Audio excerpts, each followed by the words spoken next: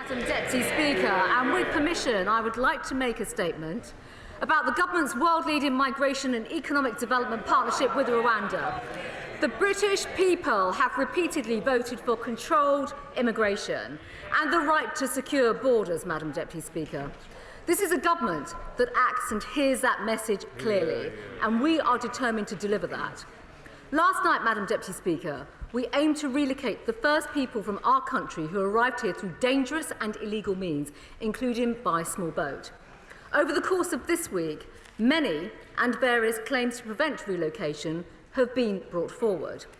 Now, Madam Deputy Speaker, I welcome the decisions of our domestic courts, the High Court, the Court of Appeal, and Supreme Court to uphold our right to send the flight. However, following a decision by an out-of-hours judge in the European Court of Human Rights in Strasbourg, minutes before our flight's departure, the final individuals remaining on the flight had their removal directions paused while their claims were considered. I want to make something absolutely clear today, Madam Deputy Speaker. The European Court of Human Rights did not rule that the policy or relocations were unlawful, but they prohibited the removal of 3 of those on last night's flight. Those prohibitions last for different time periods, but are not an absolute bar on their transfer to Rwanda. Anyone who's been ordered to be released by the courts will be tagged while we continue to progress their relocation. While this decision by the Strasbourg Court to intervene was disappointing and surprising given the repeated and considered judgments to the contrary in our domestic courts, we remain committed to this policy. These repeated legal barriers are, Madam Deputy Speaker, very similar to those that we experience with all other removal flights, and we believe that we are fully compliant with our domestic and international obligations, and preparations for our future flights and the next flights have already begun. Our domestic courts were of the view that the flight could go ahead. Madam Deputy Speaker, the case for our partnership with Rwanda bears repeating. We are a generous and welcoming country, as has been shown time and time again. Over 20,000 people have used safe and legal routes to come to the UK since 2015. And most recently, Madam Deputy Speaker, Britons have opened their hearts and their homes to Afghan nationals and Ukrainian nationals. But our capacity to help those in need is severely compromised by those who come here illegally, and as we've discussed in this House many, many times, who seek to jump the queue because they can afford to pay the people smugglers. It is illegal. It is not necessary because they are coming from other safe countries. It is not fair either on those who play by the rules or on the British taxpayers who have to foot this bill. We cannot keep on spending nearly £5 million a day on accommodation, including that of hotels. We cannot accept this intolerable pressure on public services and local communities. It makes us less safe as a nation because those who come here illegally do not have the regularised checks or even the regularised status.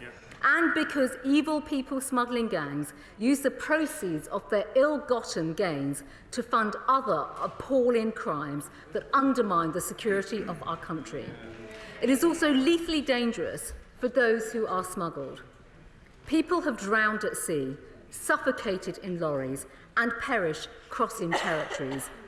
The humane, decent and moral response to all of this is simply not to stand by and let people down, or to be sold into slavery, or to be smuggled, but to stop this. And with that, Madam Deputy Speaker, inaction is not an option, or at least not a morally responsible one. This is, as I've said repeatedly, a complex, long-standing problem. The global asylum system is broken, and between 80 to 100 million people are now displaced, and others are on the move, seeking better economic opportunities.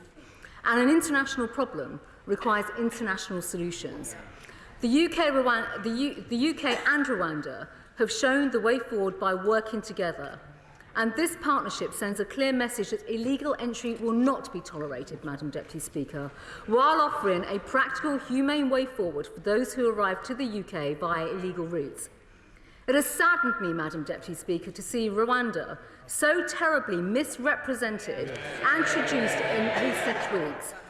It is another example of how all too often critics not only don't know what they're speaking about, but seek to vilify another international country that has a good track record when it comes to refugees and stepping up to international responsibilities. Rwanda, Madam Deputy Speaker, is a safe and secure country with an outstanding track record of supporting refugees and asylum seekers. And indeed, we are proud that we are working together. Proud that the UK is investing in Rwanda and helping that great country to thrive. And proud that those who are relocated to Rwanda will have an opportunity to thrive as well. They will be given generous support, including language skills, vocational training, and help with starting their own businesses or finding employment. But of course, I'm afraid, Madam Deputy Speaker, the usual suspects, with the blessings of honourable and right honourable members opposite, have set out the thought and even campaign against these efforts, and with that, Madam Deputy Speaker, the will of the British people. It would be wrong to issue a running commentary over ongoing cases, but Madam Deputy Speaker, I would like to say this. This government will not be deterred from doing the right thing. We will not be put off by the inevitable legal last-minute challenges, nor we will allow mobs, Madam Deputy Speaker, to block removals. We will not stand idly by and let organised crime gangs, who are despicable in their nature and their conduct, evil people, treat human beings as cargo. We will not accept that we have no right to control our borders, Madam Deputy Speaker. We will do everything necessary to keep this country safe, and we will continue our long and proud tradition of helping those in genuine need.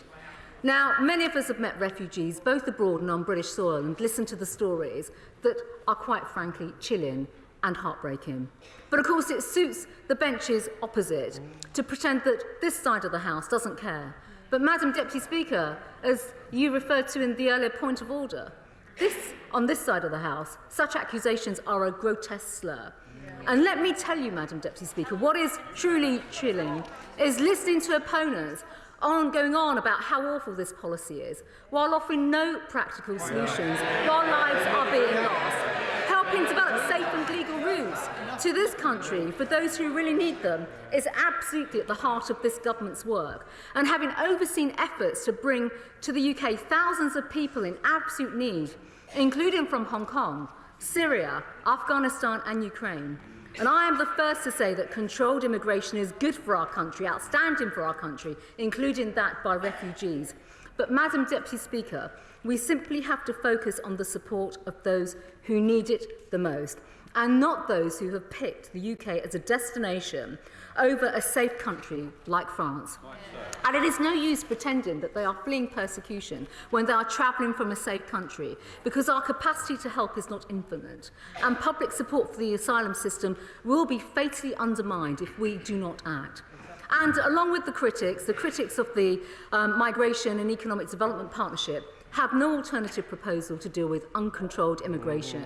And like on so many other issues, the parties opposite, the Labour Party and the SNP, are on the wrong side of the argument, and we will only see with their arguments public trust in the system being corroded. That is irresponsible and utterly indifferent to those who we seek to help and support. Now, Madam Deputy Speaker, I have always said that I will look at all proposals to reduce illegal migration and illegal entry to our country, and even those that the opposite benches might prepare to put forward, but we still wait for them. However, he says that. However, fundamentally, they don't think there is a problem, and that is why they don't have a solution, because they still remain and stand for open borders, pure and simple. Meanwhile, this government wants to get on with delivering, not just on what the British people want, but reforming our systems, so yes, so that they are firm, but equally, Madam Deputy Speaker, so that they are fair to those who pay for them and fair on those who need our help and support. Yeah.